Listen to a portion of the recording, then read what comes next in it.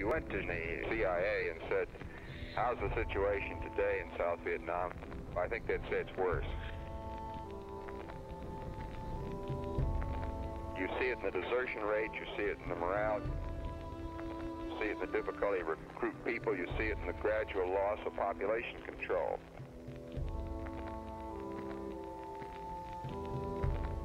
Many of us in private would say that things are not good, they've gotten worse. Now, while we say this in private and not public, there are facts available that find their way in the press. If we're going to stay in there, we're going to go up the escalating chain, we're going to have to educate the people, Mr. President. We haven't done so yet. I'm not sure now is exactly the right time.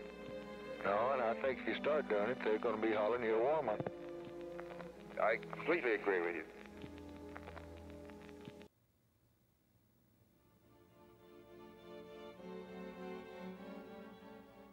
There aren't many examples in which you bring two former enemies together at the highest levels and discuss what might have been.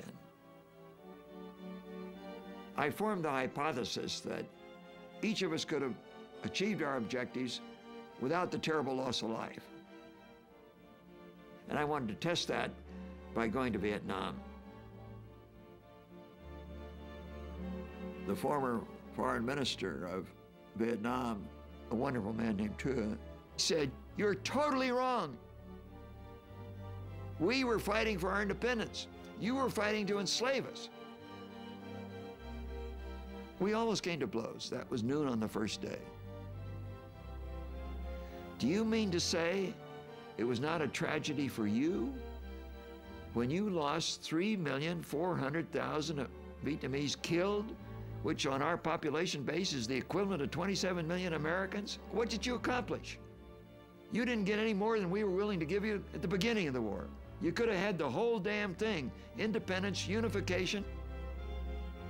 Mr. McNamara, you must never have read a history book.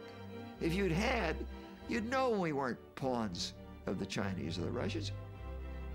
McNamara, didn't you know that? Don't you understand that we have been fighting the Chinese for 1,000 years? We were fighting for our independence, and we would fight to the last man, and we were determined to do so. And no amount of bombing, no amount of U.S. pressure would ever have stopped us.